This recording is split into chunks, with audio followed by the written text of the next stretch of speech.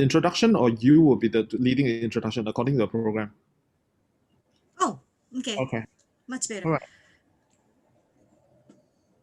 Okay. Are we ready? Sound rolling, camera rolling. Let's go.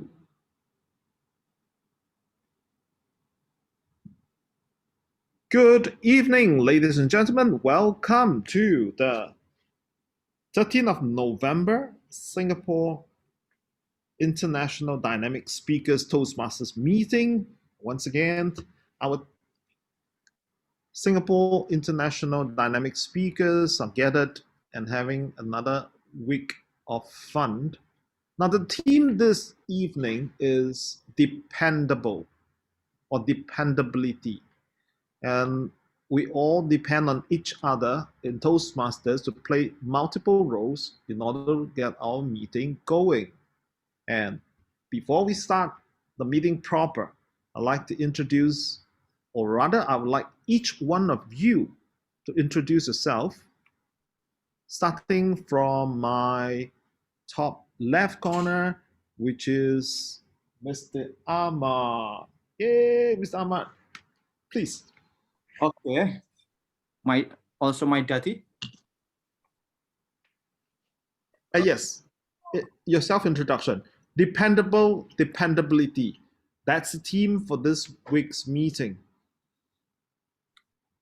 Dependability. Yes. Sometimes we dependent or dependability on work, office, job, family, and money. Yeah. Sometimes we can dependent from them if we think that all of things is not important in our life. And I think all in our life, we have to. Yeah, it's too direct. Too direct. It's reflecting. Oh, sorry. We have to compromise with a specific condition when we are in a difficult situation. For example, in pandemic era, we have to change our activity, our mindset, and of course our activity. In the past, we always depend on physical office, and now we can work from home, we can work by internet, and maybe we don't touch money physically. I use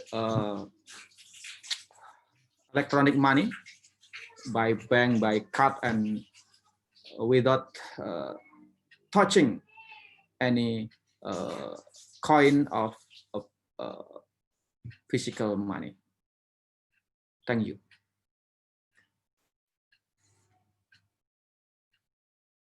Thank you very much, Ahmad. And that was our very dependable, highly dependable timer for the evening, Toastmaster Ahmad. And we can definitely depend on him tonight because he was here on time. In fact, way before the meeting started. He's probably the first 2% that arrived in the meeting before the Toastmaster of the evening. So I'm your Toastmaster of the evening. I'm here, and tonight for dependable and dependability.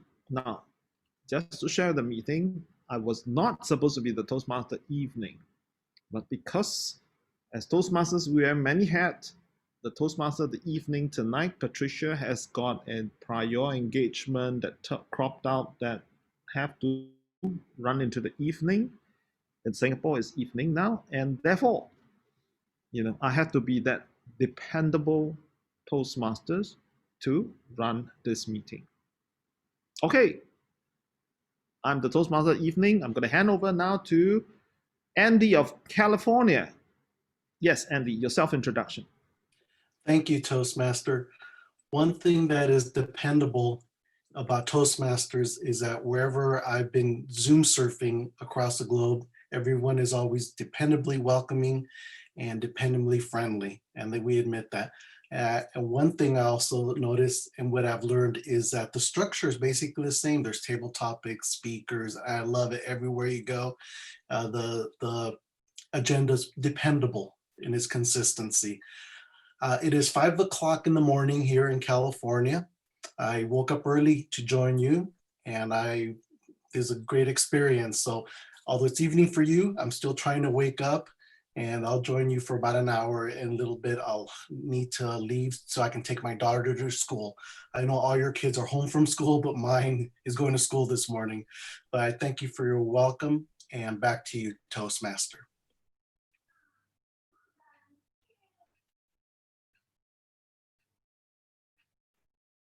You're muted. You're muted. You're muted. Peter, you're muted. Got it. My apologies. Thank you, Toastmaster Andy. That was a great introduction, and we know we can depend on you for the next 45 minutes before you send your daughter to school to join us in this wonderful meeting. And next, we're going to go down one square to Noriko-san. Noriko-san, please unmute yourself and give a self-introduction based on dependable, dependability, or just dependable. Just, yeah. Okay. Good evening and good morning, good afternoon. My name is Noriko. The most dependable thing for me in my life is no money, not a job, not a hobby. I think by myself. I believe by myself because I have to create my life, and everything I do is my responsibility. So the most dependable thing is by myself. Thank you. Back to Toastmaster of the day, Peter. Thank you. Thank you, Toastmaster Noriko, who is also the speaker for tonight. So next, we move on to the table topic master for tonight. That is Corey. Toastmaster Corey, please unmute yourself and give us your self-introduction. Hey, morning, good evening, morning, and afternoon, my fellow Toastmasters, and also Peter. In marriage life, husband and wife is dependent on each other. Having been married for 10 years, me and my husband have split the task nicely. So for my husband, I trust him to make investment decision and buying the insurance for both of us, since he is more knowledgeable in the finance area. And for me, my husband can depend on me on cooking a healthy and delicious food for him. And since I'm also quite an adventurous person, he also can depend on me on suggesting the places where to go on the weekend, or even a good cafe for us to just chill down at the weekend. Yeah, so that's from my side. Back to you, Peter.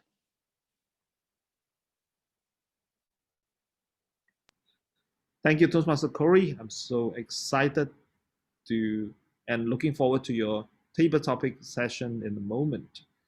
And next, Willie, would you like to go first, Willie? No. Okay, then let's move down. Jasmine Smith.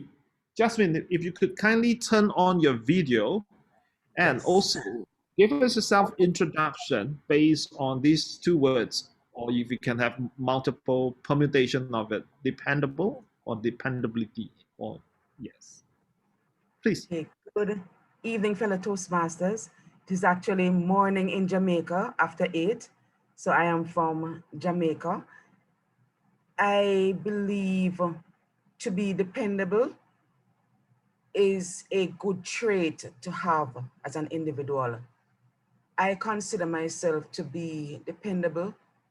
I hold myself accountable for the things that I do. And if I am not able to complete a task, or yes, I usually just tell you upfront that, listen, I cannot, because I believe that whatever I do, I need to deliver. So that is one of the traits that I have, that has been instilled in me by my parents. So if you can't, just say you can't. But once you commit yourself to something, hold yourself accountable. So you must always try to be dependable. Thank you. Thank you. Thank you, Toastmaster Jasmine Smith from Jamaica. Yeah. Okay. And Lee Buckley, you came in just in time. We are having a self-introduction. We'd like you to turn on your video and unmute yourself and give us your self-introduction based on these two words, or use these two words: dependable, dependability. Thank you, Take it away. Mr. Toastmaster of the evening. I promise two people I will be here tonight to support them, Noriko and Corey. And being dependable, I'm here tonight. I ran from another meeting to this meeting just to keep my words. And as I mentioned, what I wanted to do was to show support for them. Back to you, Mr. Toastmaster of the evening. Thank you, distinguished Toastmaster Lee Buckley. And I think we have covered 1, 2, 3, 4, 5, 6, 7 nations with the 8 of us here in this little meeting room. Wow, it's a meeting of 7 nationality. And next we will have the president of Singapore International Dynamic Speakers, Willie Low. President Willie Low. When you think of the word dependability, does someone come to mind who embraces this trait? If so, why? Do you have a view of yourself as a dependent person? And if not, why not? Webster define dependability as capability of being dependent or reliable. Dependability means that a leader can be relied upon not only to perform one duty in a proper manner and with integrity, but is so building the trust and accountability that results. A person makes and keep commitments, have the discipline to avoid post-candidations and put forth a full effort to complete a task. A dependent leader either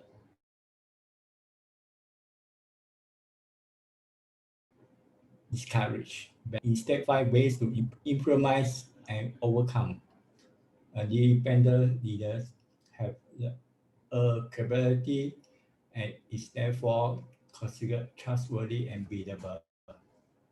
A dependent leader takes a certain pride in being reliable and accountable, and usually protects that accrued trust with consistent selfless behavior. A dependent leader meets the above definition and in doing so sets a standard that employer can not only persist but follow. How can you develop dependent as a leadership trait? I would suggest the following. Accomplish the task. Don't offer excuse or blame others. Keep the commitment you make.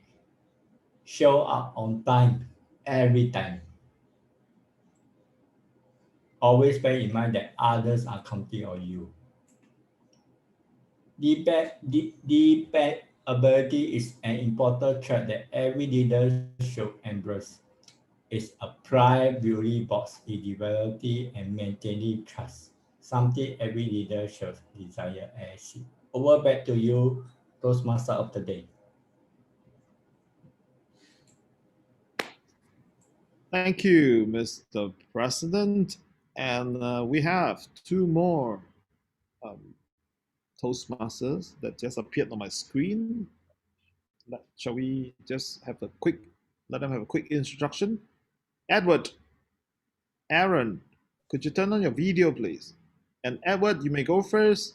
A quick fire introduction using the word dependable, dependability about yourself.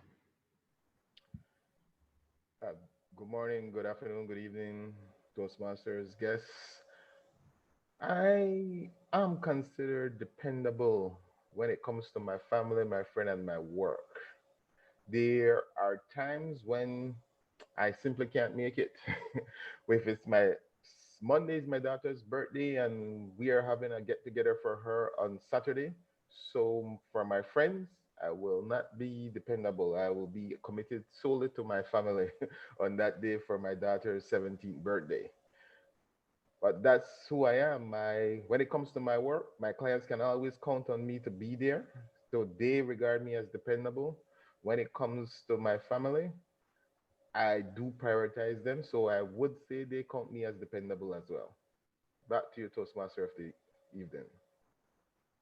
Thank you, Toastmaster Edward. And finally, we have Aaron, Toastmaster Aaron.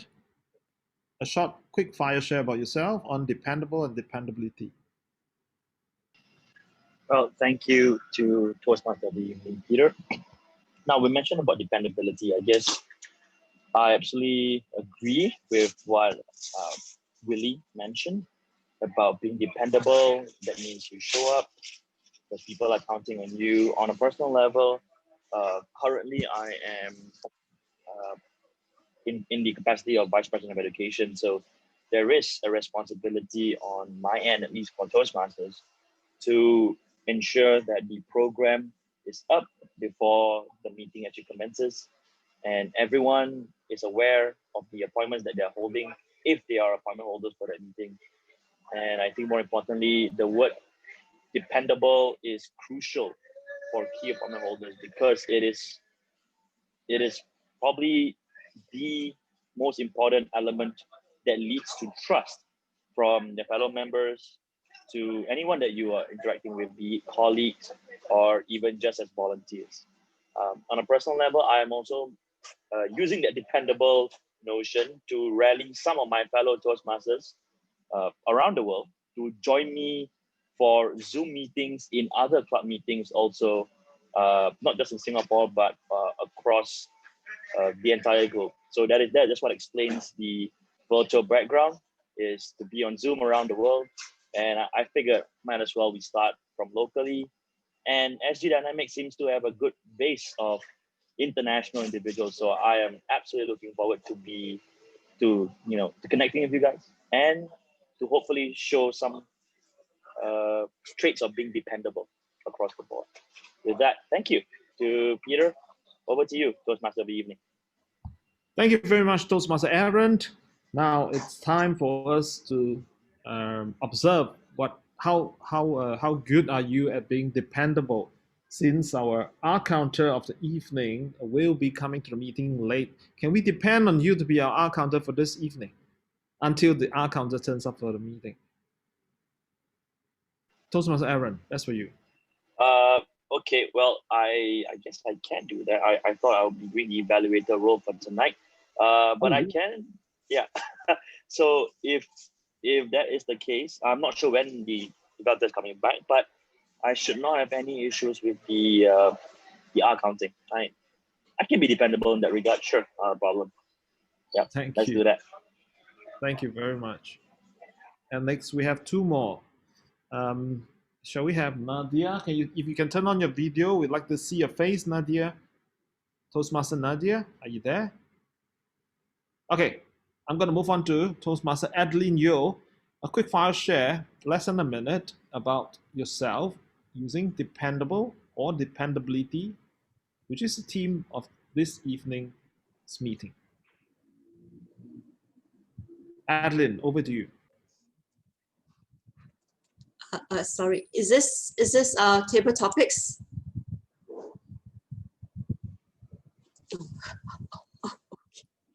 Can you hear me? Yeah, we can hear you. Okay, good. So something that I'm dependable. So recently, my grassroots approached me to do something like a focus group discussion for the residents. And I think they look for me because I'm the dependable person. There's no other trainer that they think they could approach. They think I'm always prompt to responding to their queries. And despite all of us being volunteers, not many people can do this focus group discussion. So this example illustrates that I'm a dependable person. Back to you, Toastmaster of the day.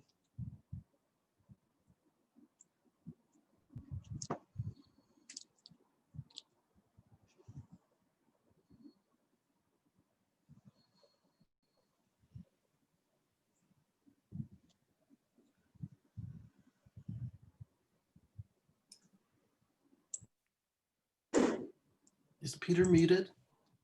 Peter, I think you're Peter, muted. you're muted. My apologies.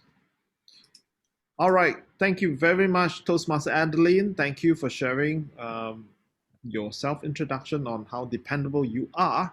And we also love to give a huge round of applause to everybody who have shared about how dependable you are. And it shows that Toastmasters meeting is a place where dependability is well, can be easily found. Yeah. Okay. A huge round of applause to everybody. Thank you for sharing. Very quickly, because we want to ensure that everybody get to speak, and I'm going to hang over the time. Hang on, Mr. President. Mr. President? Okay, I think he has walked away.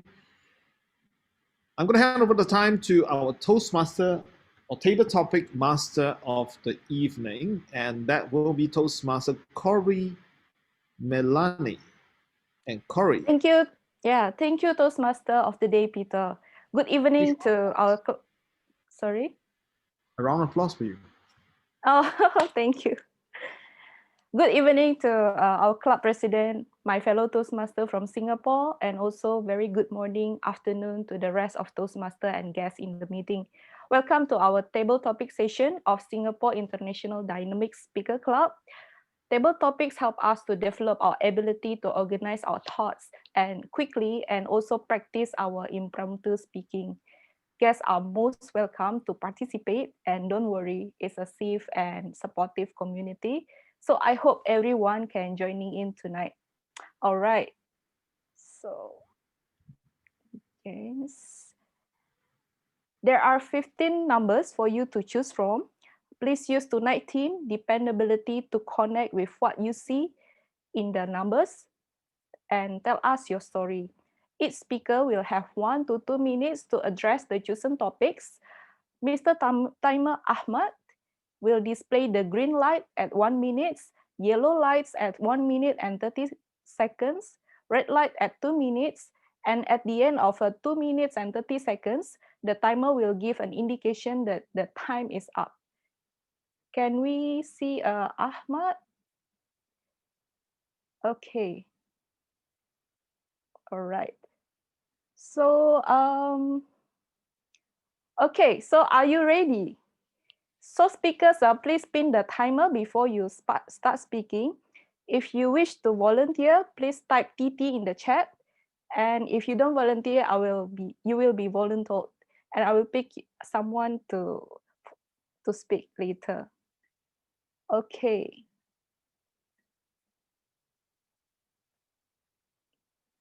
Can I have the first volunteer to join?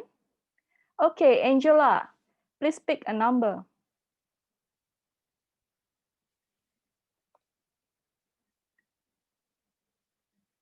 Angela, you are muted. Thank you. I've just unmuted. A number. I would like 8, please. Okay, number 8 is a sale or discount.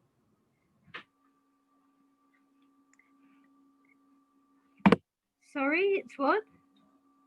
Okay, number 8 is sale or discount. Let me give a bit of introduction.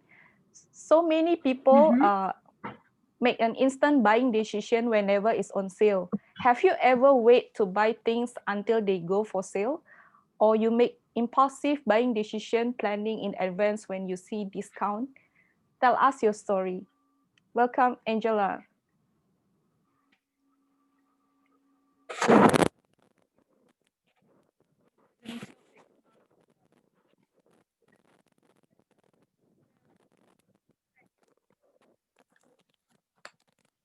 I am a sales person. I love sales. Do you all love sales? Put your hands up if you love sales. This morning I was on eBay looking at hotter shoes, and I can order my preferences by price low to high. And I'm on many mailing lists for people. I have a blog called Dress of the Day, Angela. And I'm always looking for new things to write about and talk about and recommend and suggest. I'm looking for websites and I'm looking for particular styles. And there are colors I go for. Any guesses which color I go for first? Red. And then orange and pink, and multicolor, red, gold, silver, failing all else, black and white. If I can't get sandals, I shall look for boots, anything that's on sale or anything that says make an offer. Sometimes I make a silly offer if the shoes are too big or too small. And this morning I wrote a poem about shoes. I didn't mention sales. I just said, shoes, shoes, shoes, so hard to choose. If you go to my blog, you can see my full poem. Women are famous for liking shoes. Imelda Marcos is supposed to have had 3,000 pairs of shoes. She was lucky. She was the president's wife, and she was given shoes by manufacturers. I would love to be given shoes by manufacturers, but I have to go onto the bargains and look for those. Thank you very much. Back to you, Table Topics Master.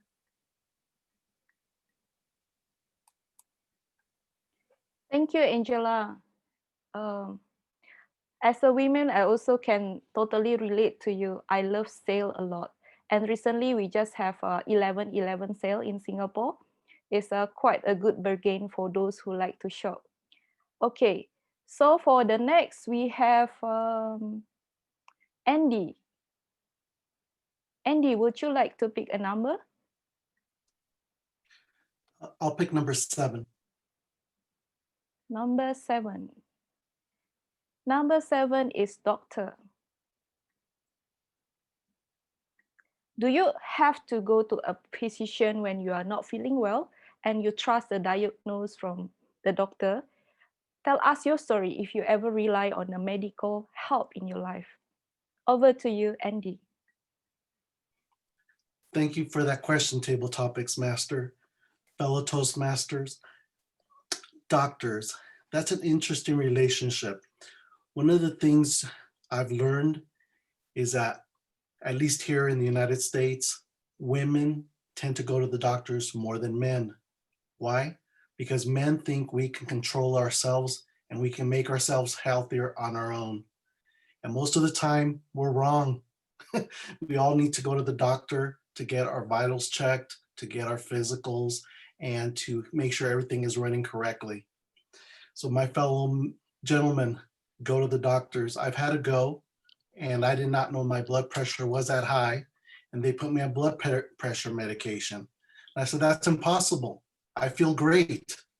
Why would I need these medicines? And I thought, I learned a lesson that sometimes you do need the help of experts in life.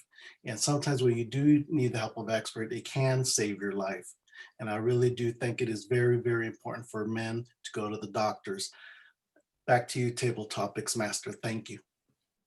Thank you, Andy. All right, can we have the next speaker to choose a number? Edward. I'll choose number 9. Okay, number 9 is gadget. Sorry, danger. Number 9 is gadget.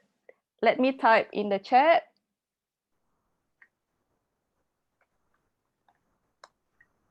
Oh, gadget. Okay.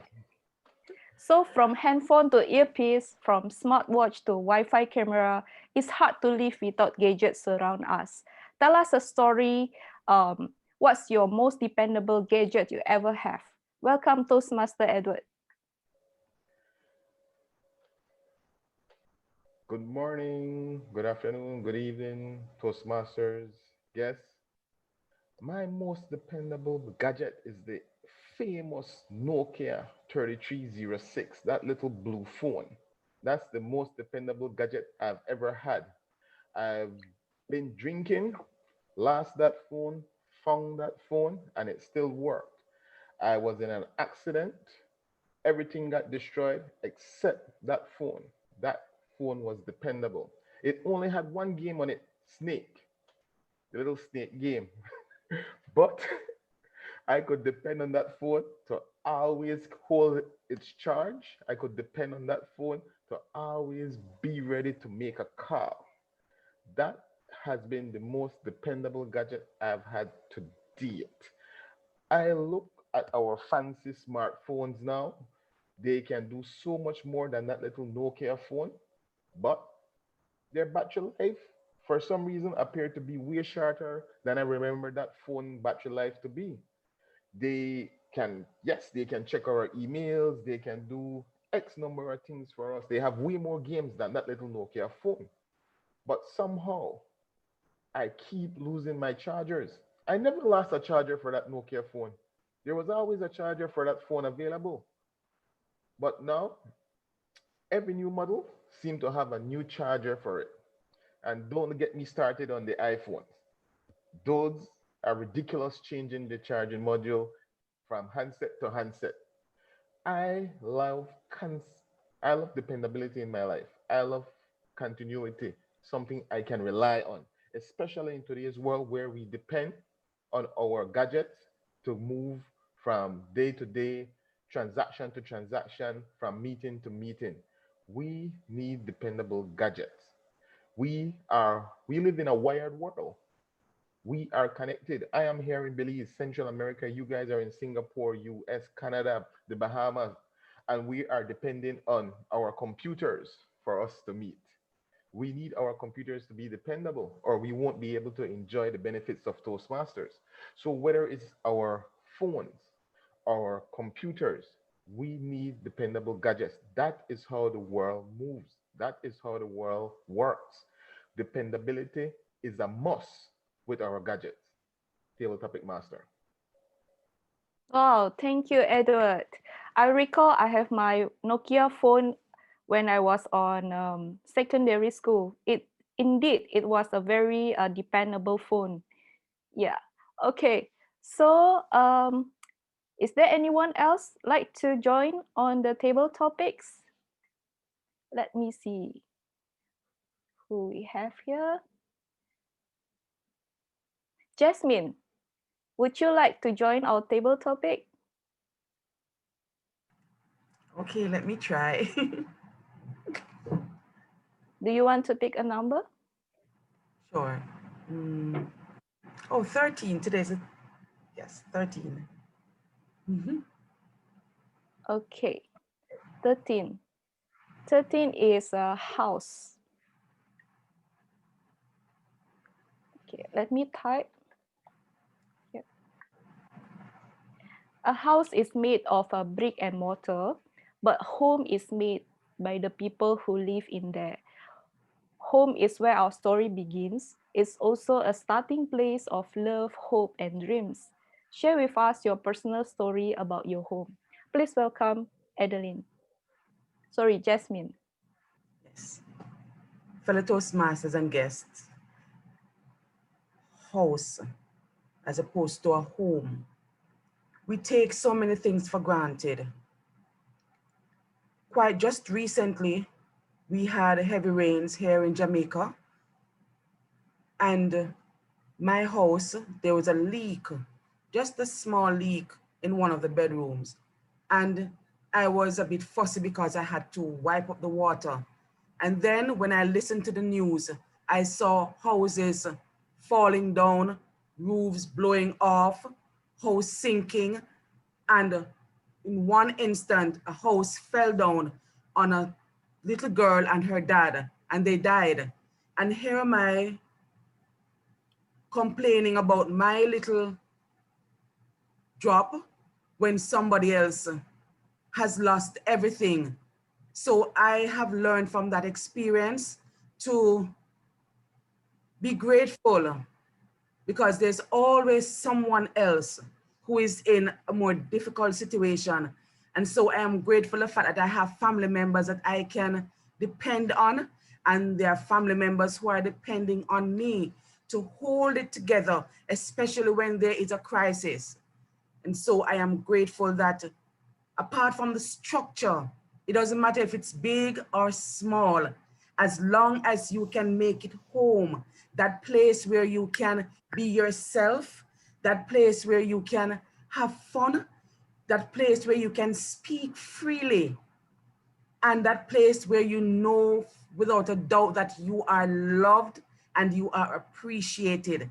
So I encourage you, fellow Toastmasters and guests, to be grateful for the space that you're in, and just look at what you have and be grateful, because there's always somebody else who would want to be in your shoe. So be grateful and understand that you can always depend on your families to keep it together. Over to you, Toastmaster, topic master of the day. Thank you, Jasmine, for your wonderful story about house. Okay, let me see who else we have here. Asmina Gulani. Asmina Gulani, do you want to join our table topic tonight? Asmina? Hello? Asmina? Okay, if she's not ready, we can see Aaron. Do you want to join?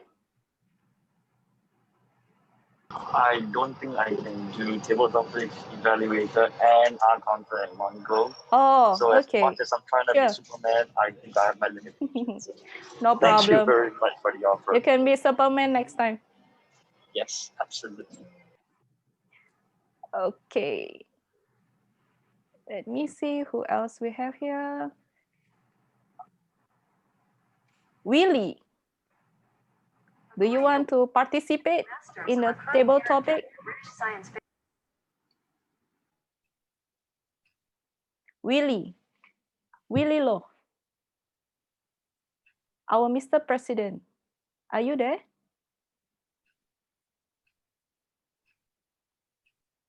Mr. Willie.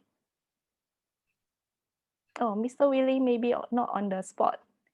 Okay, let me see.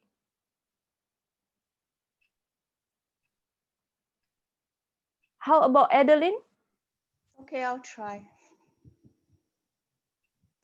Please pick a number. I will take 15. I need to shift myself a bit. Okay, 15 is talking.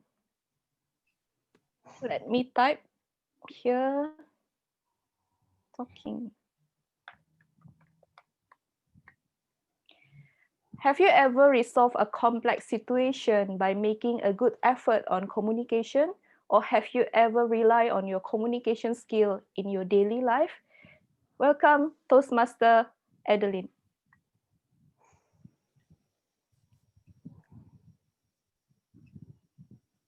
So why do we join Toastmasters Club?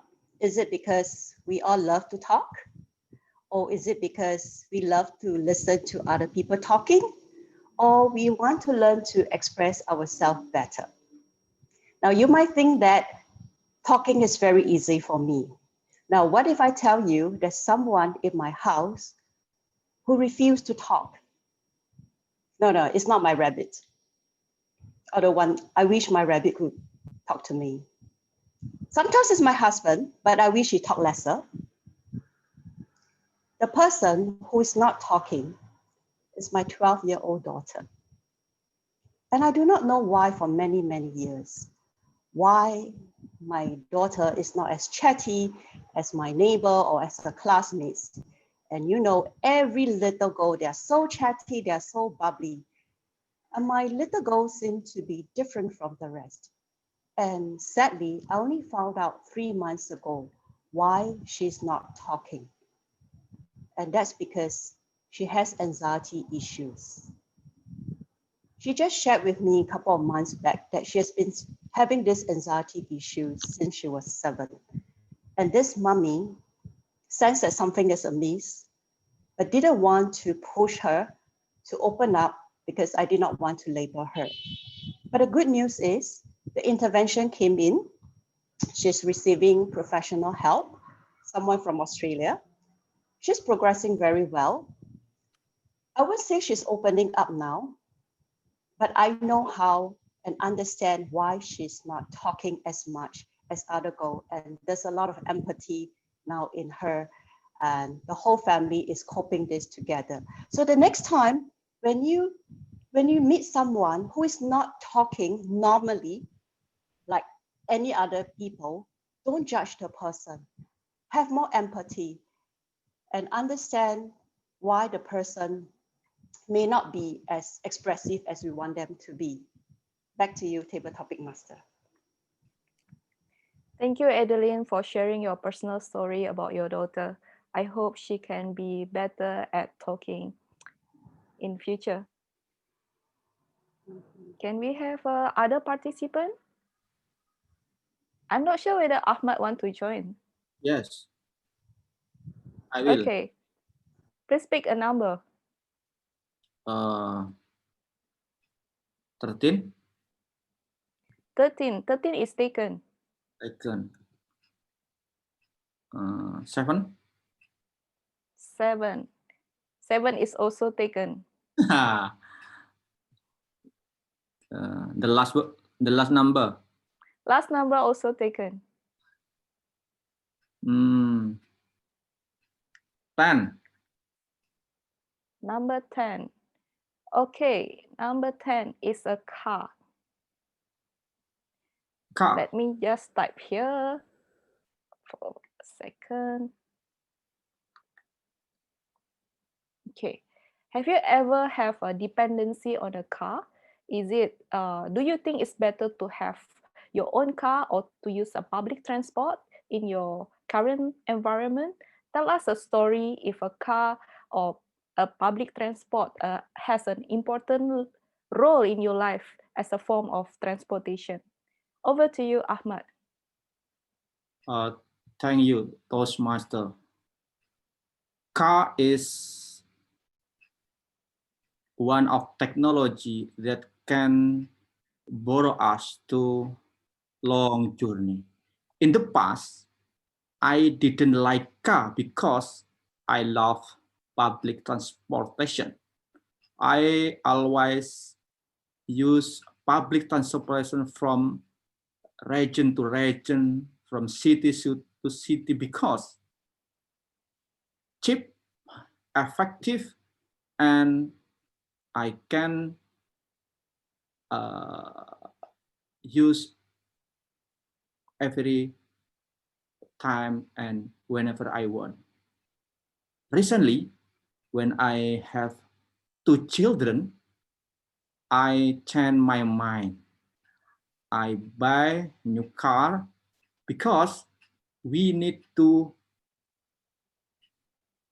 the tool to borrow my children to go to school, to other city, and of course for other purpose.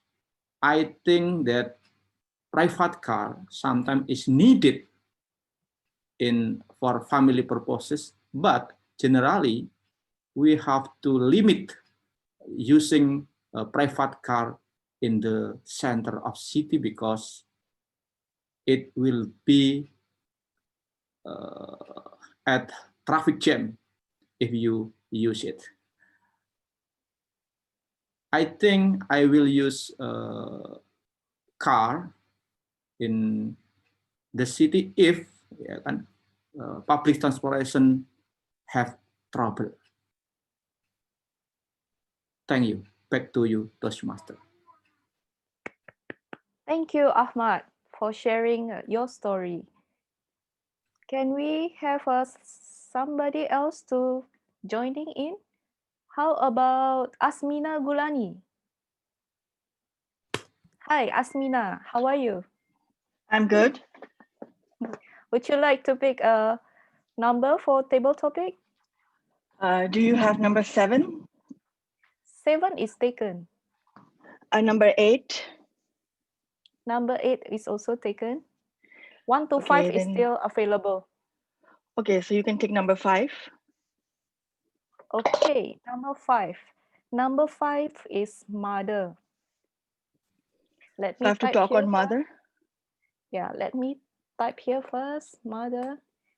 Okay, let me give an introduction a bit. Mother is the one who understands the need of the child. As a mother, mother is also a natural help immensely in the child development. When we grow up, we still can count on her to give us a full support in anything we do in life. For me, personally, I can always depend on my mother for a good breakfast when I was still young. Do tell us your interesting story. Welcome, Asmina. Welcome to you all, fellow Toastmasters and members. So if we talk about the mother is the one who takes care of all their children throughout their lives until they are with their parents. And my mother took care of me similarly. And I remember that to the school, to the university, to the colleges, the admissions and to the sports, and always encouraging me to participate in all the sports and all the curricular activities. And even after the marriage, when I had some problems or I had some bad times, so mother is the one whom we can go to, and she encourages you at every steps, even where you feel that you cannot do it. And she is a role model to us, and she is also a kind of spiritual figure in a way that we take a lot of we copy and we take a lot of information and we consume a lot of good points of our mother, and she's always there to help us spiritually, physically, and guide us mentally. And also she takes care of our house and her family, and she guides us at every steps. And as a mother, I also take care of my kids and my family, and we are there to help at every stage. And yeah, that's it. Thank you. Thank you, Asmina, for your story. Thank you. We still have 2 more slots available. Let me see who else we have here. Willie, are you back on the seat? Willie Low.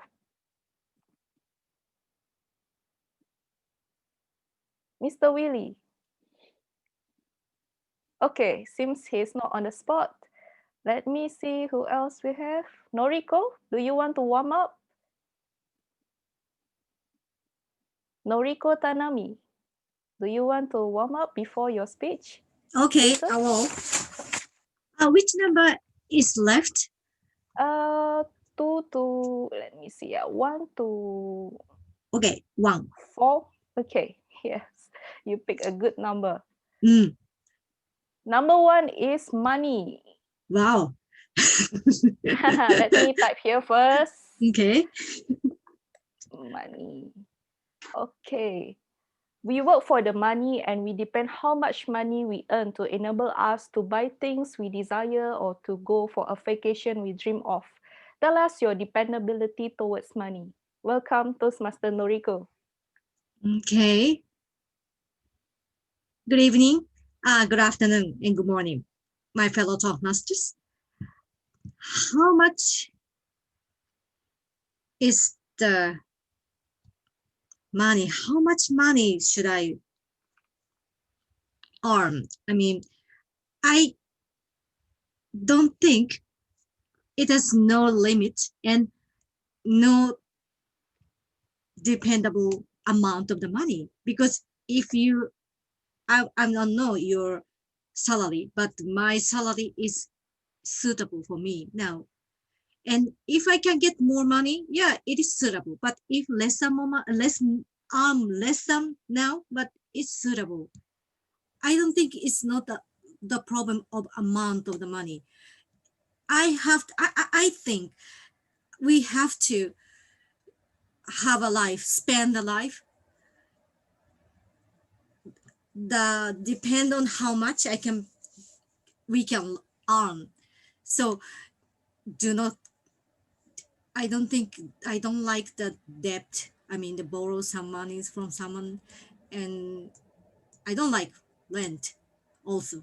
So I think the amount of the money I'm earning is the best for myself. Thank you. Back to topic master Corey. Thank you, Noriko. Yes, we all depends on money to live. Indeed. Can we have the last person to volunteer? If not, I will pick a person. Okay, Lee Buckley, would you like to join? Of course, Madam Table Topics Master. Please pick a number. 2, please.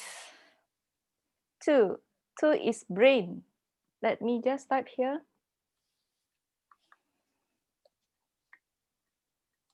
All right. They say a strong memory depends on the health and vitality of your brain. Have you ever relied on your memory or intelligence in your career, education, or daily life? Welcome, Toastmaster Lee Buckley. Thank you, Madam Table Topics Master. According to Bob Jones Sr., the greatest ability is dependability. When I was young, when I was wee tall, I depended on my photogenic memory. I could remember numbers. Even if you tell me a string of 10, I remember the numbers. As you can appreciate, in Malaysia, we have identity cards, and they changed the system along the way. I used to remember everyone's identity card number, plus their phone numbers, plus their birth dates, without having to write down anywhere. Guess what? As we progress in our age, as we grew wiser, or so we seem wiser, I lost all of that. I could not depend on my brain anymore. I had to depend on paper, pen and paper to start with. Guess what? Even that I couldn't do. I used to lose pieces of paper. Then came technology. I thought, I can now depend on technology. What's so much easier, right? You save it to your phone contacts, you save it into Word documents, into Excel spreadsheets. But guess what? Sometimes I forget to save or my computer crash in the middle. Have you ever experienced that in your life? I remember not too long ago, probably just 2 weeks ago, I was trying to finish off that last sentence in my Word document before I pressed save. Guess what? A blackout happened just as I was about to press that last full stop. And I had to write the whole 1,500 words essay again. So, ladies and gentlemen, don't depend on your brain. Don't depend on anything. Have backups to start with. Back to you, Madam Table Topics Master. Thank you, Lee Buckley. That was a wonderful closing speech to end our table topic session tonight. Okay, can I have the timer report? Can share us with us in the chat? I can report all speakers are qualified. Okay, good. So Zoom Master, can we launch the polling?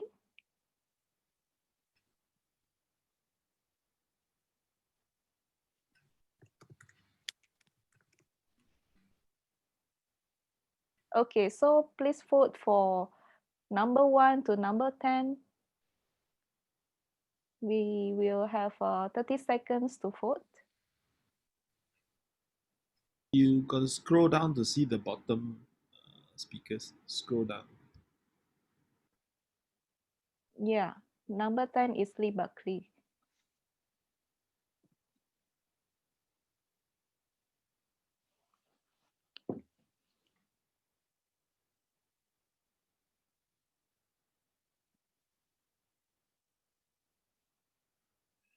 Zoom Master, is the result is coming in? Well, I guess it's the Toastmaster of the evening monitoring, not the Zoom Master. Oh, Toastmaster of the evening. Oh, Yeah, right. that's me. We only have one more participant that's not voted. Everybody has voted. So if you want to make the call, I can end the poll now. Yeah, I think we can end the poll now. Okay. Thank cool. you. Back to you, Peter. Okay, ladies and gentlemen, I shall not share the result. Let me move this aside. Thank you, Toastmaster Corey Milani. Is this the first time you've conducted the table topics? Yeah, this is my first time. Then I think everybody should give you a huge round of applause. Thank Number you. one, is there an evaluator who is going to evaluate you? I don't think so. Okay. Now let me give you a few compliments, and you can take it as an evaluation as well. I think your background, it's like a fun fair, like a attending one of a game show, and it just makes people feel excited of selecting the topics already. Plus the fact that you have a simple introduction to each of the selections, that makes it even more interesting for each of the speaker to deliver their table topics. Overall, Corey, I think for your first attempt at table topics, you score, at least from my perspective, 10 over 10. Yeah. Oh, thank you so much, Peter, for your kind words. Thank you, everyone, for joining in the Table Topic Master tonight. Right. Now, next, before we move on to the next segment, which is the prepared speech segment, we have tonight 3 speakers who have prepared to speak to you about matters that is dear to their heart, and they have prepared their speech well in advance. And I'm not going to reveal to you now, but I want to let you know that in Singapore, tomorrow, in fact, in most part of the world, the second largest population, if you can guess, which part of the world has the second largest population? Can anybody make a guess? India? Yes, in India, in about 2 hours in India, they're going to celebrate the Festival of Lights. They call it Diwali or Deepavali or Diwali. Okay? So since we are all gathered around here, I might as well explain to you in India, this Festival of Light is, everybody would light this oil lamp, and then of course they have a smaller version.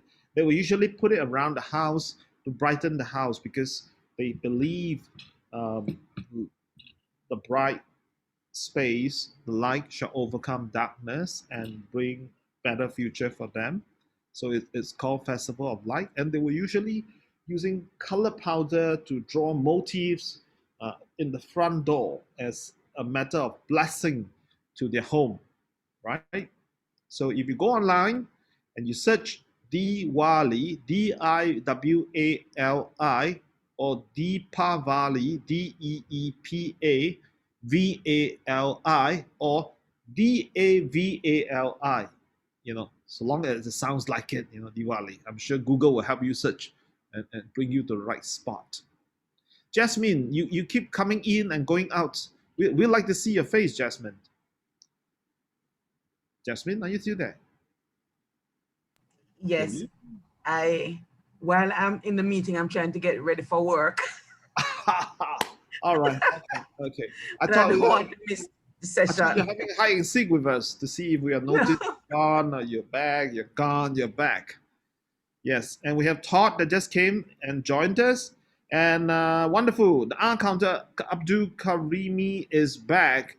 Welcome, Abdul. It shows that you are a dependable person, which is the theme for tonight: dependable and dependability. So I can relieve evaluator Arun Azhari from the counting of R counting from this point on. Okay, we're gonna have a 10-minute break. Okay, do you want 10-minute break or you want 5 minutes break for the speakers? Because next segment is 10 minutes. 10 minutes, eh? Wonderful. Yes. The three speakers are Noriko-san with the speaker number. Can you wave your hand? And then the second speaker is Joanne De Souza. Joanne, you need to speak. You need to change your name to speaker 2 in front of your name. Okay, rename yourself. Okay, and then speaker 3 we have Angela Lansbury. All right, ladies and gentlemen, you have 10 minutes. Go for a cup of tea, a cup of coffee. Well, Lee Buckley has already ran away to go for a cup of tea. Okay, be back at 10:20. We will resume at 10:20.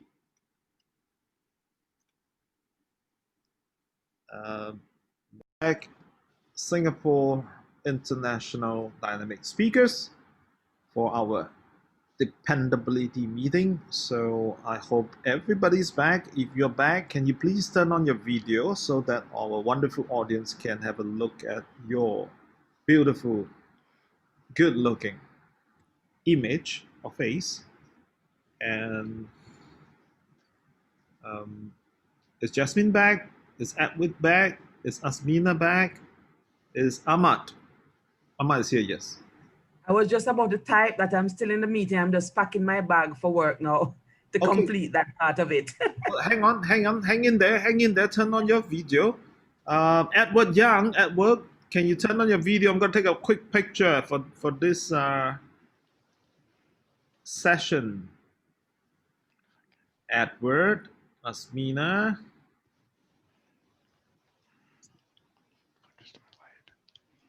Okay, Edward and Asmina is not back or they're shy. Come on, I'm going to take a picture now.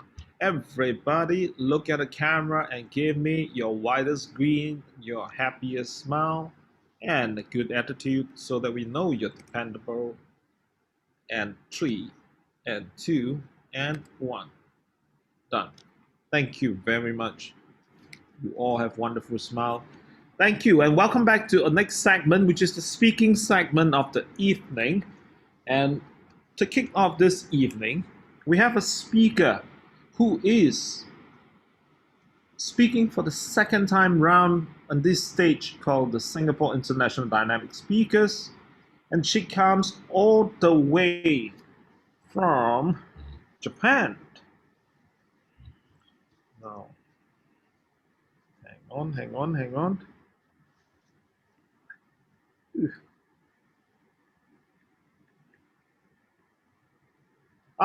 Okay. Noriko-san, she didn't like English when she was in high school. But before that, we need to introduce her speech topic. Noriko-san is attempting presentation mastery. Should I introduce about my speech? Don't have to. I will introduce your speech in a moment, just right before you speak. Okay, Noriko-san is attempting presentation mastery level 1 and mastering fundamentals, being the first speech of evaluation and feedback. And her evaluator will be Adeline Yo. And Adeline, would you like to tell us more about the speech objective? The purpose of the project is for the member to present a speech on any topic, receive feedback, and apply the feedback to a second speech. Thank you. And Noriko is from Nagoya, Japan. And she didn't like English when she first started in high school, but she had to study because she wanted to get a job in US. And time has passed, and now Noriko-san is teaching English in Nagoya. So today is her second speech, and let us give her a dependable round of welcome. Show her your love so that she can deliver a good speech for you. Over to you, Noriko-san. Thank you, Mr. Toastmaster of the Evening, Peter. Good morning, good afternoon, and good evening, my fellow Toastmasters and guests. I once heard, do good and good will come to you. Did you do anything good today? I believe gratitude and kindness are essential for us. So today, I'd like to share with you 2 stories of gratitude and kindness. First one is an old story. Navy battleship El Turo was built in Turkey in 1863. 25 years later, she started to voyage towards Yokohama, Japan from Istanbul. Before arriving at Yokohama, she had dropped in Singapore and Vietnam. The ship was quite an old, but had been repaired in London before the voyage. At noon on September 15th, 1890, she set sail from Yokohama for Istanbul. At the time of departure, the weather conditions was good, but the next morning, a reverse storm started to blow and getting stronger towards evening. She encountered a typhoon in Japan. Her crews tried to hold the ship up during a storm. Despite all their efforts, it was impossible.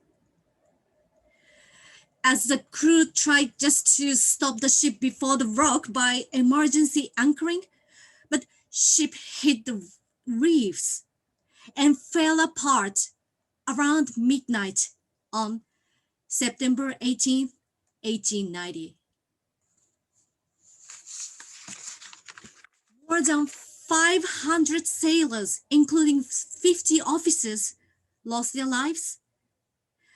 Only 63 sailors and 6 officers survived, but they were injured severely. Japanese people around the incident area cared for injured Turkish sailors and officers so kindly. They were ordinary people, not rich. I can say poor people they were. But they had a heart of kindness. And thanks for their kindness, these 69 sailors and officers came back alive and could be returned to the Turkey. It is believed that this incident made Turkish people have a good impression of Japan. Turkey, it was the Ottoman Empire at that time, was a big country. But Japan was not such a big country. The second story happened 35 years ago. In 1985, the Iran-Iraqi war was about to begin. The Iraqi government announced that they would attack all airplanes above Iran after 48 hours. The Japanese people, such as ambassadors, diplomats, and their families and so on, were stuck at the Tehran airport in Iran. They had to escape from Iran within 48 hours, but the Japanese government could not decide on the order to save Japanese citizens by air. It was quite dangerous and very hopeless for them. Suddenly, 2 airplanes arrived in Tehran airport and saved 215 Japanese citizens instead of Japanese government. That was amazing because it was only 1 hour before the deadline. Who were they? They were Turkish airplanes. There were no Japanese people who had an idea why the Turkish government saved Japanese citizens. But now, you esteemed Toastmasters and guests can guess the reason why, don't you? Yes, as you guessed, the Turkish ambassador to Japan told us like this: we just pay back your kindness for shipwreck of El Turo 95 years ago. Oh my gosh, what a heartwarming story, isn't it?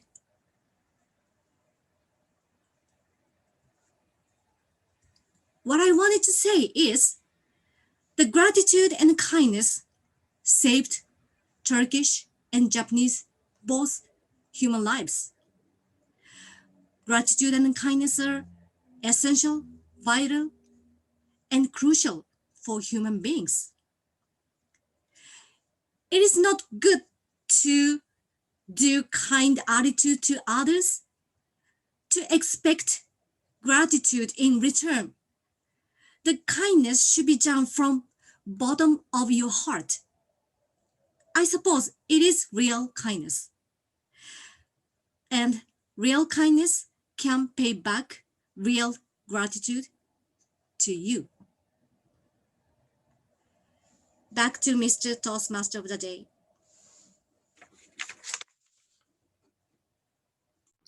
Thank you, Toastmaster Noriko Tanami. That's really a very dependable story. Countries being dependable on each other. Thank you. And next, we have speaker number 2, who is a dynamic leader level 2, and she'll be attempting effectively communicating at work, dynamic leadership level 3, increasing knowledge, and her evaluator will be a guest, and that will be Edward Young from Belize. Edward, can you give us the project objective? Edward? Yes. Good. Do you have the project objective for dynamic? Sadly, no. I'm just now pulling it up. My apologies. Oh, you haven't gotten it. Okay. Let me see. I don't have it here. Joanne, is there any possibility for you to? I don't. That's okay. I can give it to Edward if you tell me which speech, which project you're doing, John. It's increasing knowledge, and it's level 3. Level 3 dynamic increasing leadership, knowledge. dynamic leadership pathway. Yep. And which level project? 3. I think it's increasing knowledge. Increasing knowledge. Let me have a look. Is it there?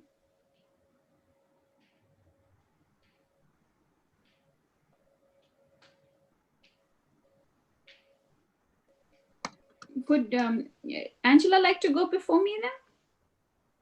I'm okay with it. We can have Angela going first if Angela is ready. Is Angela ready? No, she's on the phone. Oh, okay. So, I'm not ready.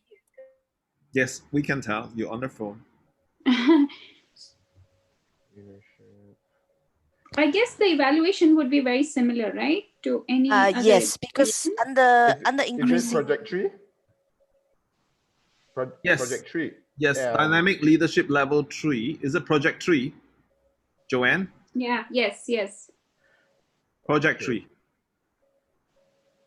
All right, 1 second. All right, Edward. It's okay. Yes. The purpose of the project is for the member to clearly define how Toastmasters envision mentoring. The purpose of the speech is for the member to share some aspect of a previous experience as a protege. Edward, I can barely hear you. I can barely hear you, so I'm not sure whether the rest of the members heard you. It could be your mic. Your microphone is on your earpiece. Yes, it is. Are you hearing me any better now? Slightly better, but if you could bring the earpiece closer to your mouth, that'd be wonderful. The mouthpiece, yes. Yes, you may want to repeat the objective for the rest of the members' benefit.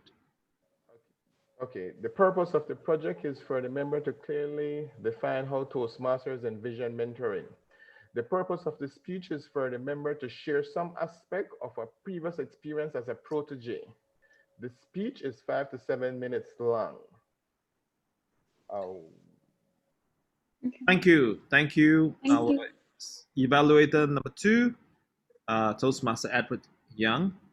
Now, let's move on to speaker number 2. Speaker number 2, she was living in Singapore and recently have migrated to Switzerland. And of course, she's originally from India, so I should wish her happy Diwali or Deepavali or Diwali. All right, whichever makes sense or makes better, well, pronounce better for you. Okay. Okay. And she's always consistently trying to push herself to be better at communication. Let us put our hands together and welcome Joanne De Souza with her speech titled Effectively Communicating at Work. Joanne De Souza. Thank you, and happy Diwali to all of you. Wishing you many prosperous years ahead of light and sunshine. So, with my speech today, how to effectively communicate at work. How many of you agree with me that it's important to effectively communicate at work in order to be dependable? Please raise your hands. In order to be dependable, you have to effectively communicate at work. So today I'm going to share with you certain principles that will be helpful to you, not only in your workplace, but also in your family, in your committees, your organizations, and whatever small group meetings that you hold, whether it's small or even if it's large. So these 3 principles, I felt they are very, very vital. First principle is to communicate clearly and accurately your goals and purpose before even providing your instructions to your team members, to your employees, and to your committee members. For example, if as a quality, instructor or as a quality manager, if I tell my employees or my team members that we need 100% quality improvement next year, do you think that is effective? Raise your hand if you think it's effective. No, right? It's effective, right? But it is not effective. Why? I agree with you, it's not. Because there can never be 100% excellence and quality next year. You have to leave 5% margin of error. So an effective quality manager would always say that next year let's provide 95% of quality excellence, leaving 5% margin of error. So that would be effective communication of goals and purposes before providing instructions, or your messages will be misconstrued and it will be ambiguous and vague. Second is clearly communicating your instructions after you provide your goals and instructions, so that goals and purposes, so that the instructions will be more effective. So how do you provide clear and accurately your instructions so that it is properly conveyed and carried on? For example, if I tell my daughter to do just the dishes and laundry, it's not going to be clear and accurate. I have to tell her, do your laundry and then do your dishwashes and then sit down and do your homework. Because then she can do it after her homework or she can do it after 2 days. My instructions are not very clear. So you have to provide clearly the instructions so that it is conveyed properly, clearly, including the timing and the deadline for your instructions. The third and most important is to listen to what your team members are saying, to what your volunteers are saying in your organizations, to what your employees are saying. When I say listening is heart-to-heart listening. When I say listening, it's not hearing, but listening through even your non-verbal communication. As you know, a communication is not just through verbally, but 90% of communication is through non-verbal communications, which involves body language, body gestures, nodding, expressions, smiles, really getting involved in that communication. So I would say that don't please just have communication, verbal communication, but have proper listening, that is nodding, expressions and smiles when your employees are communicating with you, asking them questions pertaining to whatever the topic is being held, because otherwise all this communication is not going to be relatable, not going to be construed properly. So, my dear friends, for example, I can give you here a couple of examples to tell you that it's important to listen and not just to hear. I was in Singapore, I had a helper with me. And it was so, I really loved her, I liked her. Down the road, she started telling me that she was getting tired, she was not, not doing, not feeling, feeling exhausted, not feeling actually as if she was enjoying the work, and she was missing her family and so and so. And I had to let her go. Why? Because I really felt that she was not enjoying the work and she had to go and she was missing her family. But down the road, I came to know that she has started working for another family. I should have understood that she was really, what she meant was that she wanted me to increase her pay, which I did not understand at that time. I really took it heart to heart and I felt, oh my gosh, she's missing her family. She has to go and, meet her family members. And second example, I can tell you about my another friend who's a CEO, and she was also talking to her employees, and down her employees were also whining about how they were sitting long hours in front of the computer and they were feeling exhausted and overwhelmed. She was pretty smart. She read underneath the line and she started she paid them more. She said, otherwise they're going to leave me and go, and all my work will be not done properly. So anyways, just to tell you how you have to not just hear, but listen in between the lines, ask them questions, probe into it, listen to their non-verbal communication. So again, to summarize, have a clear and accurate goals and purposes, communicate it to your employees before even providing instructions. Second, clearly communicate the instructions so that there's no misconstruction of your instructions. It's properly conveyed. And thirdly, not just hear, but listen. If you follow these 3 principles, my dear friends, you will retain your employees and you will enjoy a better relationship with your team members, your employees, or even with your family members. Thank you, and back to you, Toastmasters of the day. Thank you, Toastmaster Joanne D'Souza, and that's a speech on effectively communicating at work.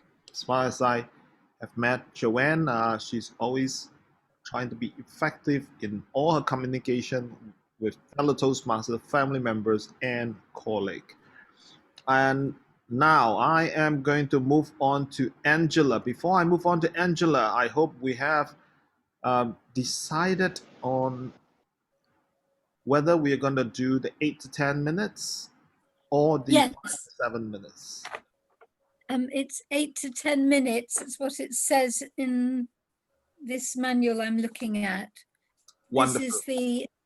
This is the District 80 directory for last year. On page 79, lead in any situation, it says it's 8 to 10 minutes. Wonderful. All right, Angela. So Angela's speech will be 8 to 10 minutes. So ignore the current timing sequence timer. So it shall be 8 minutes you turn green, and 9 minutes you turn yellow, and 10 minutes you'll be red. Yes, and thereafter 30 seconds, that's where she had to wrap it up or be disqualified from the voting. Okay, Angela? 10 minutes. Can I just check who's the timer is? Peter, is it? No, the timer is Ahmad on the top right. Oh, yes. Yeah. Yes, I got him. Yes, I've got him. Yes. You want me to highlight him? Or you can highlight him now. Let me see how I highlight him. Pin. On the top right corner. Yes, I've got it. Yeah. I've highlighted him. Wonderful. Now, for the next speech, speaker number 3 will be Advanced Communication Gold, Advanced Leader Bronze. Angela Lansbury should be attempting the Dynamic Leadership Level 4 Building Skills, Change Management, or Managing Change. And her evaluator will be our guest, evaluator Aaron Azhari. Aaron, could you do us the honor of giving us the project objective? Absolutely. So the purpose statement or the project objectives for this project is for the member to practice developing a change management plan. And another purpose is for the member to share some aspects of a change management plan. So as mentioned, the timing will be 8 to 10 minutes. Angela, stage will be yours. Thank you very much. Fellow Toastmasters, you all know that COVID-19 has been a big challenge and we've all had to go online. For me, this was an extra challenge because I didn't have online experience. A few people were using the Google system, Teams at work. Other people were using Facebook Live on their phones, but it was completely new to me. And it was also new to all of my committee. And I had a lot of resistance from the committee. Nobody wanted to go online. Everyone was saying, we're going to wait until we get over this crisis, and in a month or two, we'll be back having meetings. I could immediately see that it wasn't likely to happen, and I certainly wasn't going to back to meetings because I'm of an age group which is more vulnerable, and I wasn't going to risk it.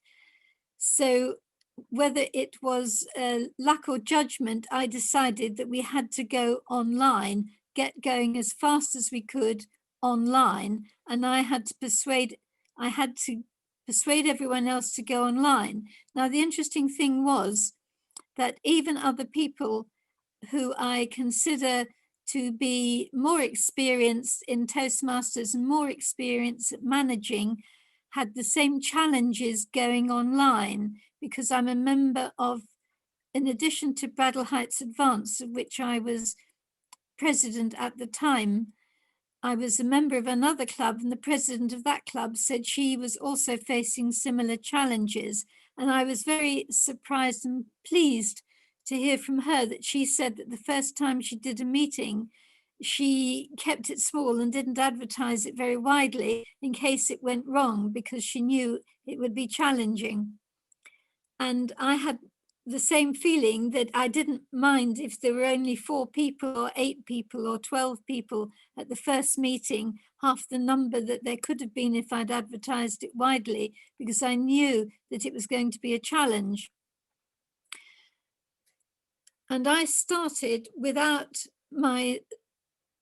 virtually without anybody else in my team. Now, eventually I managed to persuade my VPE that we had to go online, and I persuaded her that she had to be in a contest.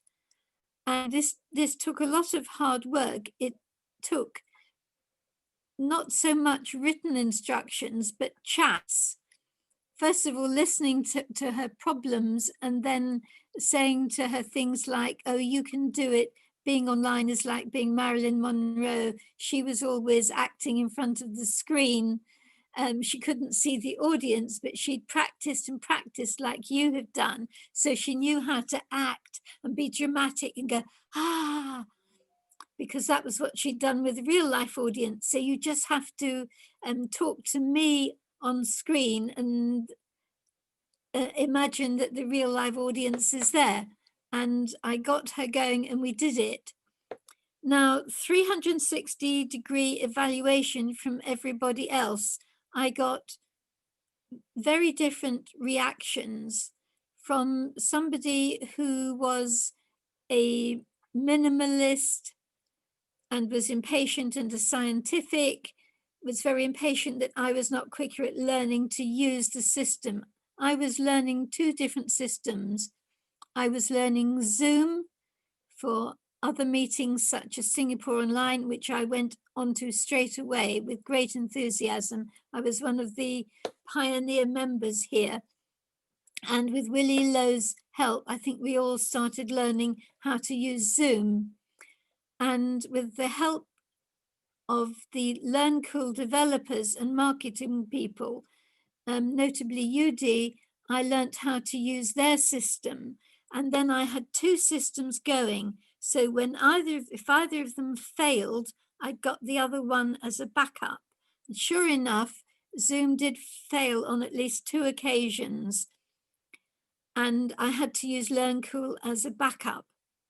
I then had to train my VPE and everybody else on how to log into LearnCool and how to use all the different systems.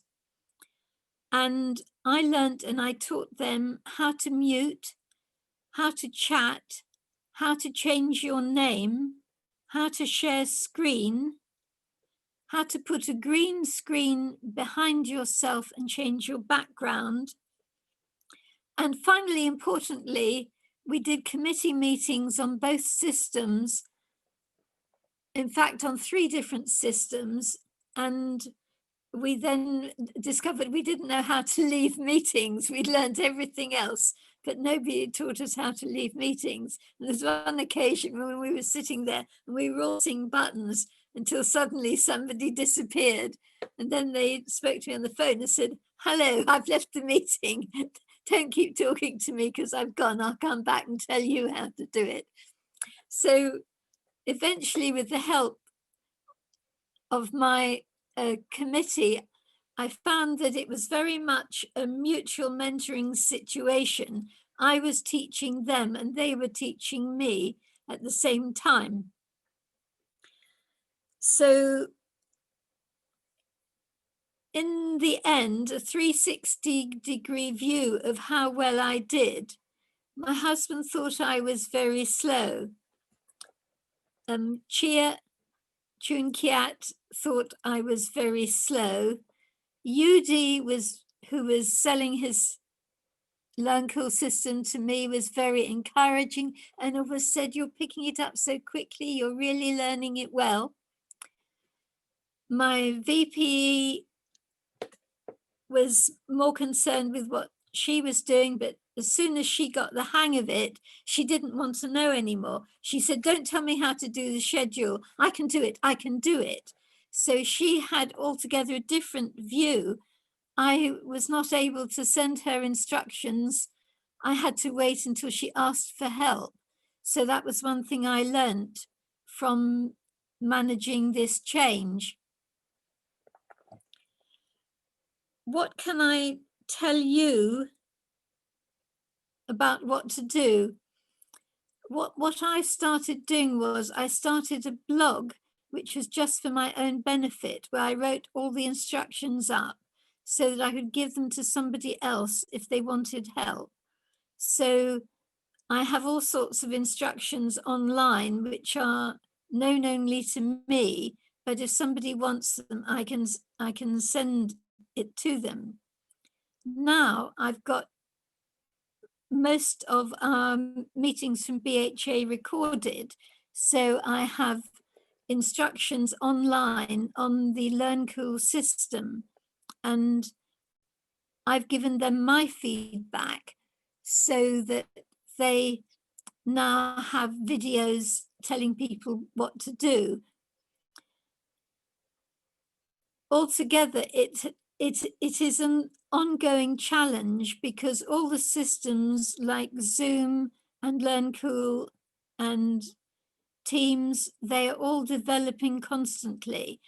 So you have this four-pronged approach. You've got to motivate all the people who say, "I can't do it." And I've still got family members who are saying to me, "I've joined a Zoom meeting, but I don't know how to set one up." And I'm saying, when I'm in one country and you're in another, we've got to talk to each other on Zoom. So I know I've still got to create a video, create something that they can print off, send something to somebody else to send to them. I'm still going through the same process with other people, teaching them how to use Zoom and Learncool, and eventually I'll be doing the other systems as well. I hope that's of help to you. I would like to allow questions because I'm on the yellow and I've got another minute or two if anyone has any questions. So raise your hands and ask a question, or send it to me later in the chat, or send it to me personally. I'd also like to put in two appeals. One is, can you look at my new blog, which I will be reporting on for my next speech, and that is, this is a hard one to remember, my own blog, because I've got 20 different blogs. My two most popular blogs are Travel with Angela Lansbury, on which I've done a lot on speaking online and running meetings online. And the other one is Dress of the Day Angela on blogspot.com, and I'd like you to look at that. And now I'd like to ask you if you have any questions for me about managing change on Zoom, on Learncool, or any other system. Very quickly, because we're on the red. If you haven't got the question ready, I promise you I'll answer them all later. Either put them in the chat box here or send them to me personally. hope you've enjoyed this. I've enjoyed talking to you all about how I manage change. Back to you, Toastmaster of the Day. Thank you. Thank you, Toastmaster Angela. I must say I can testify or I can vouch for every word that she say, because during the past few months of what we call the circuit breaker here or lockdown for the rest of the world, I have observed Angela transform from a person who does not know about technology to struggling with it to organizing meeting with it. And that's an amazing transformation. And even now encouraging your members to move along with an online club. Thank you, Angela. So with that, we have wrapped up our speaking segment of the evening. And we're approaching, well, I think I should ask the timer. Did everybody complete it within the time frame, the time allocated? Timer report? Toastmaster Ahmad? Yeah, Noriko 6:58, Joan 7:10, Angela 10:25. Okay, all three speakers have completed the project within their speaking time frame, and they are eligible to be voted as the best speaker of the evening or best prepared speech speaker of the evening. Could you cast your vote, please? 54% have casted the vote. We need 100% if you can't. Otherwise, we may have to go into a recount situation.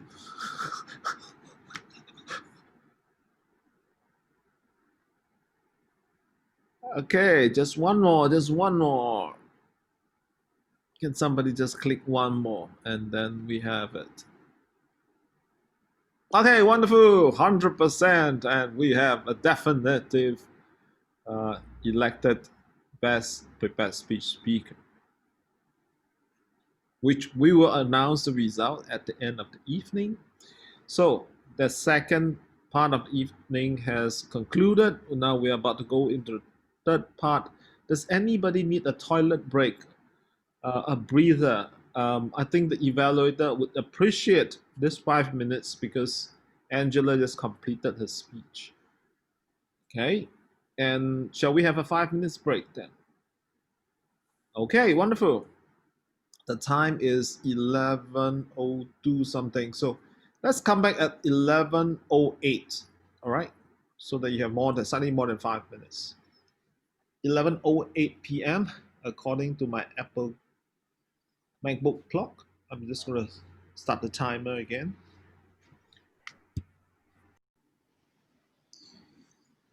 Thank you every speaker, participant of Singapore International Dynamic Speakers meeting, Toastmasters meeting, and welcome back.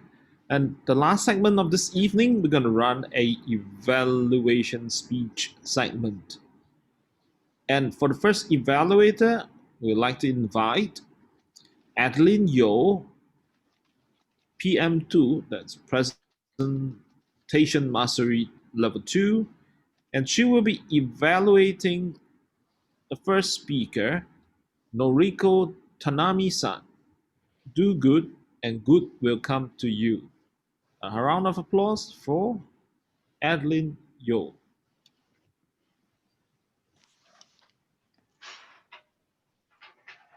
Dependable and Fearless Friday, Club President, fellow Toastmasters, and especially to Noriko. Your speech today is to inspire us to be kind and be grateful. You have done that elegantly and expertly in just your second speech and therefore deserve another round of applause. Listening to your speech is like watching a box office Hollywood movie talking about two significant events happening in a span of 95 years. Today, I shall evaluate your speech based on 3 aspects of a movie. First, the title of a speech is like a movie trailer. A good movie trailer gives the audience a preview of what's coming by revealing something, but not everything. It's the main purpose to hook the audience. Your speech title is Do Good and Good Will Come to You. Reveal immediately the subject that you're going to talk about. This lessens the impact to the audience when you open your speech, telling the audience that you are going to talk about doing good and paying back. There is no hook in the title. May I suggest that you make the title more intriguing or more hooky by changing it to They Took 95 Years to Pay Back. Second, when you spoke on stage, you were like an Oscar-winning actor and scriptwriter all rolled into one character to produce a highly heartwarming, entertaining, and inspirational movie. As a scriptwriter to craft your speech, you are creative and compelling in your speech crafting. You started the movie by asking the audience, did you do anything good today? Then you went on to tell us that you believe in gratitude and kindness. And you are going to tell us 2 stories, not 1, not 3, 2 stories on kindness and gratitude. If I'm watching this movie with a popcorn and a Coke, the joy of watching this movie will be cut by half, as the scriptwriter has told me what to expect. May I suggest that you, after your very fantastic opening question, which was a fantastic hook, you can say, I don't know if you do anything good, but 95 years ago, in 1890, in my home country, something good happened. Then you go on to narrate that 2 major historical events. Now, as an actor, you definitely did justice to the 2 stories and delivered the role well and got us engaged throughout your delivery. Third, like any good old box office movie, you must send the audience home with a memorable line or message.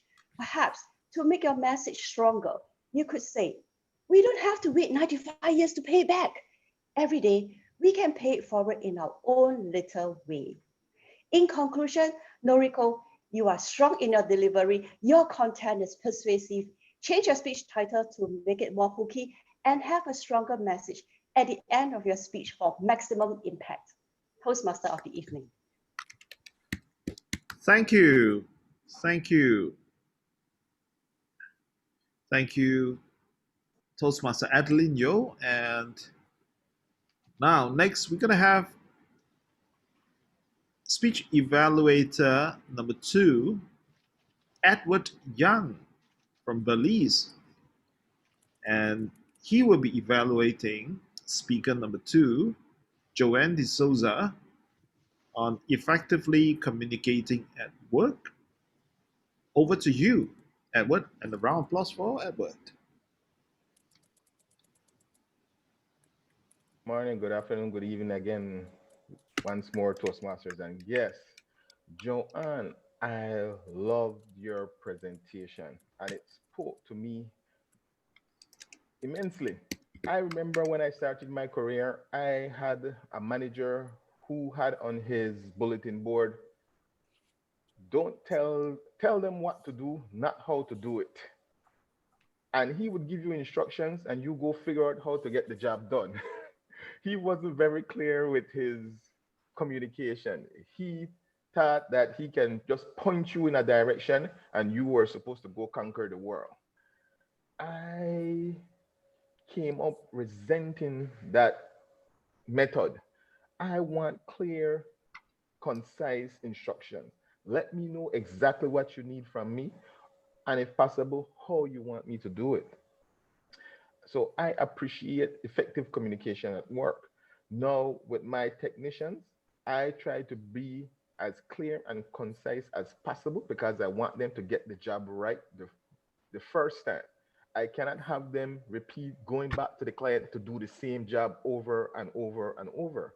So I fully appreciate clear and concise communication, especially in the workplace. I loved that you spoke clearly, your volume and rate was well managed.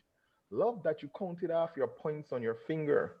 First, second, love that. And then you also asked us rhetorical questions.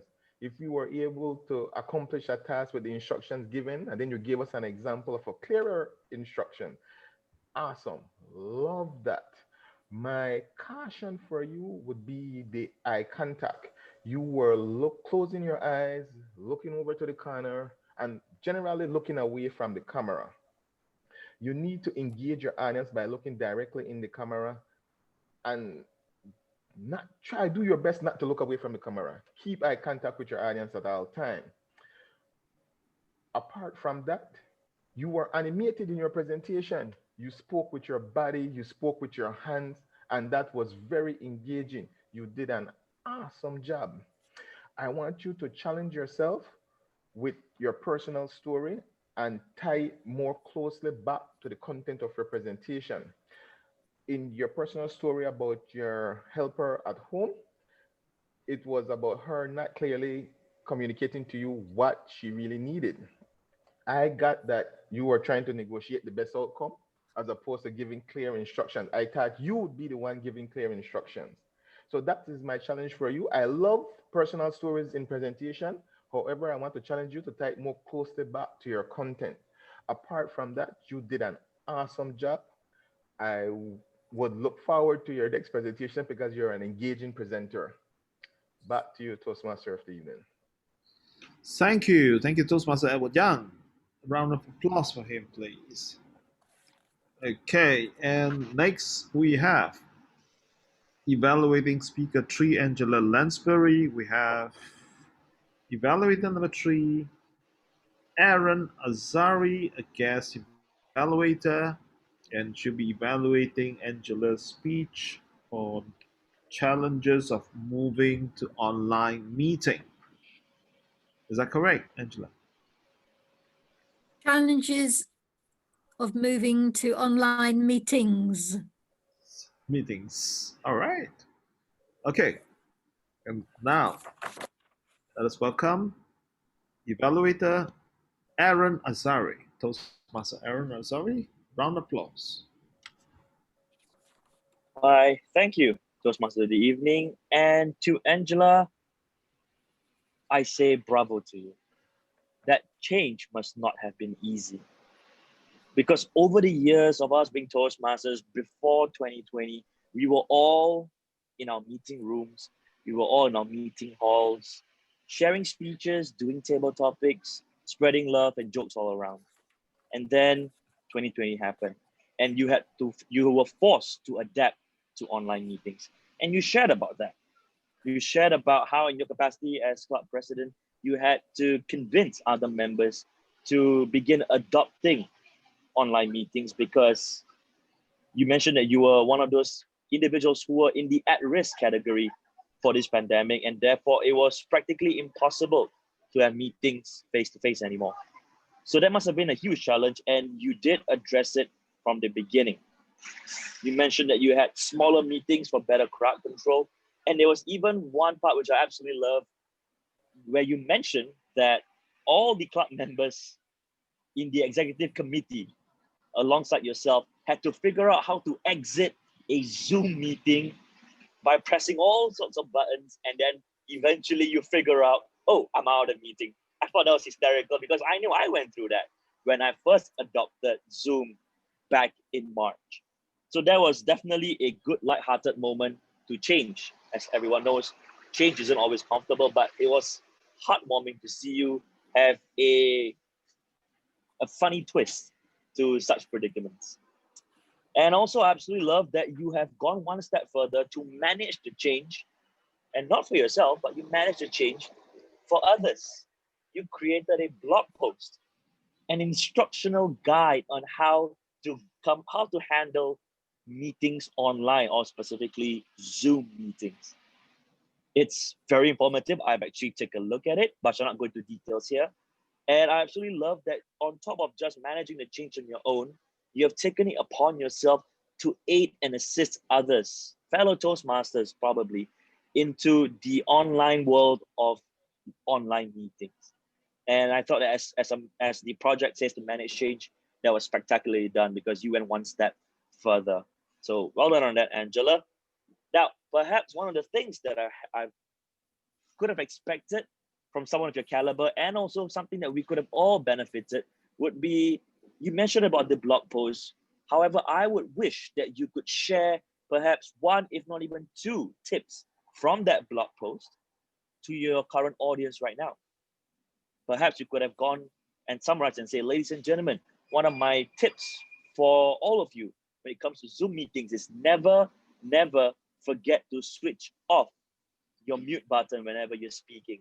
Because a lot of the times, even as the Toastmaster of the evening, I forget that I'm actually talking to the computer and actually I am already muted. So perhaps that could be a little tip that you could share with us. So instead of going to the blog post, we hear it from the horse's mouth itself. But all in all, Angela, I think you made a wonderful rendition of managing change. You went one step further ahead to do a blog post for everyone. And I say to you again, as I said in the beginning, bravo. All in all, change managed. And now I'm going to hand it back to Peter, our Toastmaster of the evening. Thank you. Thank you, Toastmaster Aaron Azhari. That is a spot-on evaluation, including, I believe, he was evaluating me as well. All right. Thank you. Thank you very much. And that sums up our third segment of evaluation speech. May I have the timer's report, please, Toastmaster Ahmad?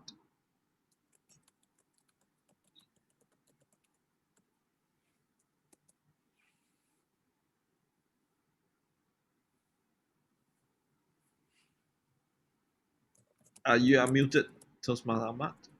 Adeline, 2:55 minutes. Edward, 3:10. Aaron, 3:31. 3:21, is it? 2-1. 3:31. 3:31. Okay, it's 1 second past that. Yeah.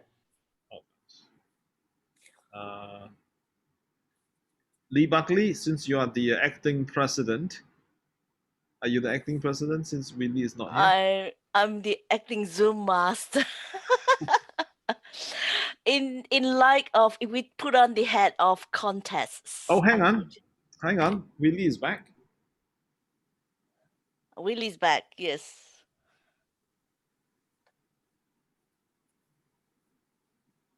Is Willie going to say something? Yes, then back to you. Lee Buckley, you were saying something before Willie is back? Yes, I was saying something.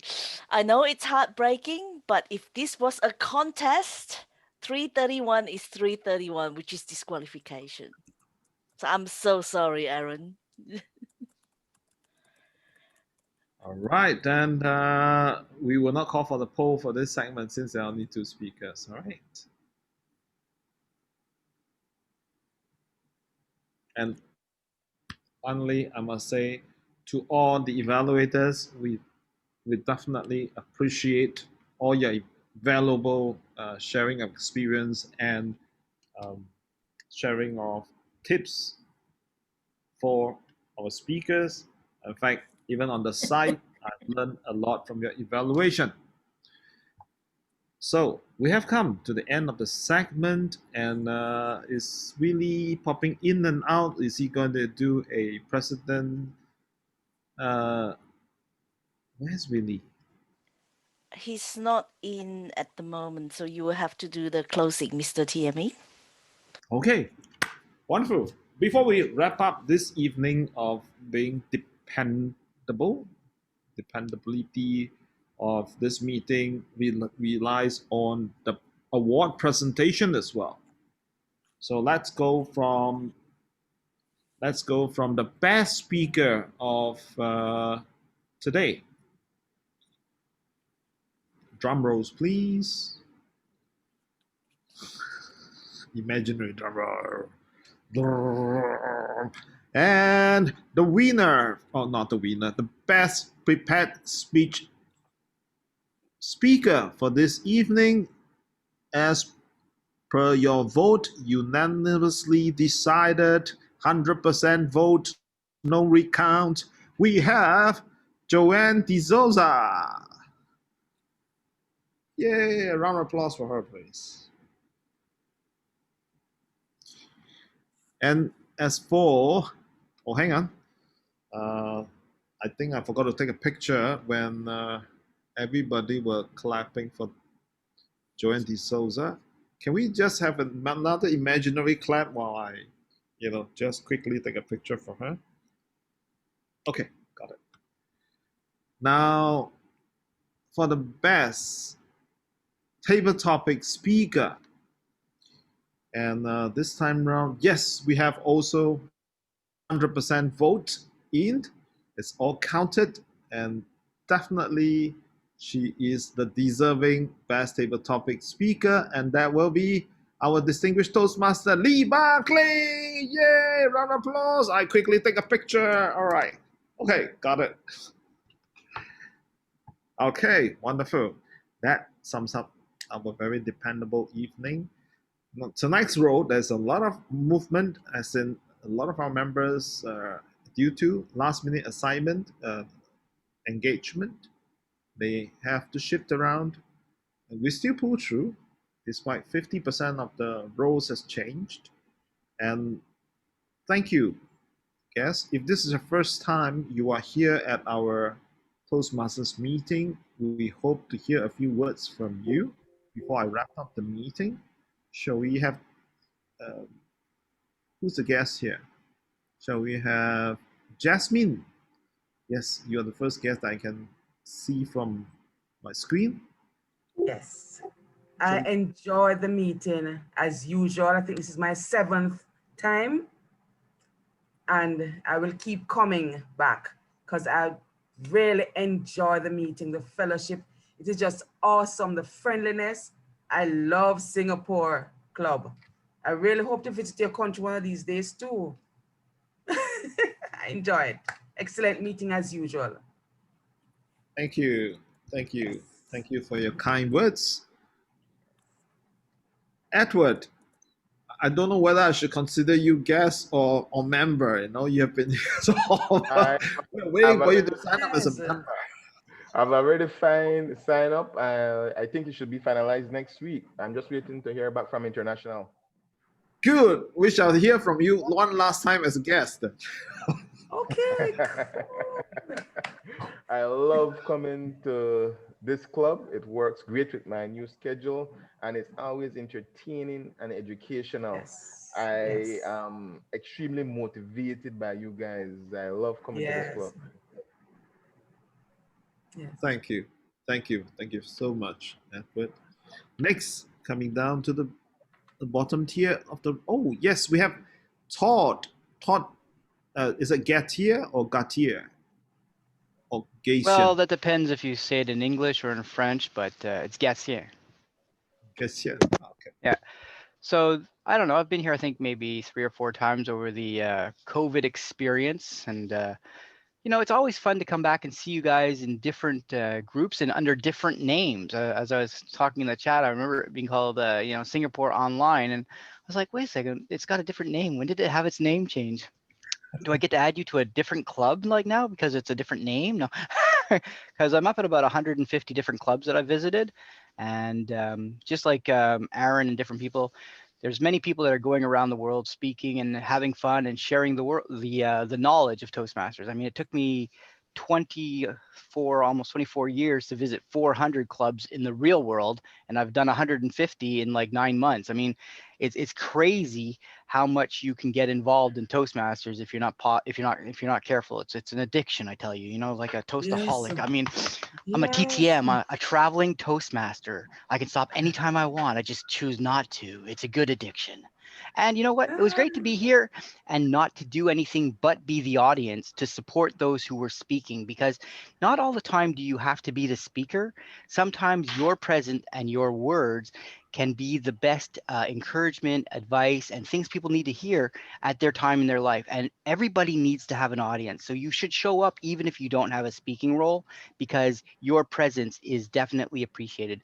If I could offer you maybe one word of suggestion or maybe an encouragement or share best practice, perhaps turning off part of the chat so that you could actually be able to communicate with the speaker so that you could give them the feedback if you want to do it in the chat line. That's not exactly the best way I see it. I would recommend that the speaker put their email in the chat line, and therefore any guest, non-member or visitor who wants to send feedback at a later time can reach out to them through their email. Because the speaker is putting their email into the chat line and they are requesting the information, it is no longer a privacy or security issue that the club has put the number in or the email in. It's the member who's taking responsibility for that. So it's a great way for the member to receive feedback from everybody in the room except just the designated speaker. Some other clubs that I've visited, what they've done, and you guys are really technically advanced. I see Peter with an awesome screen in the background. So I know you guys are engineeringly savvy. Go on Google Docs and create a Google Doc evaluation form. Many clubs have it. Basically, what it does is it's about 6 or 7 questions. People can answer it really quickly, and it gets populated into like an Excel sheet. And then whoever the Toastmaster or Zoom master is scrapes out that information and sends the message to the speaker. So that way they're able to get it all in one place, as opposed to, oh, great job, keep up. Like, that reminds me of the pieces of paper that we used to have when we were in real world, where you got a little chit and you're like, oh, great job. Like, okay, that's really encouraging. Like, what else? You know, like, you can't really get into a really in-depth thought process in the 1 minute, 2 minutes, whatever a club gives you in between speakers. So my suggestion, perhaps bring in the Google Doc, or have your speakers put their email in the chat line. Therefore, the other people can reach out to them afterwards. But besides that, you guys have a very fun and engaging meeting, and it's always nice to see different people in the room. Thanks for having me. Thank you, Todd Cassian from Montreal, and that's wonderful. It's impromptu general evaluation at the goal, you know. And that's a lot of useful tips and information, and yes, totally appreciate that. And finally, we have another guest, and that is Aaron.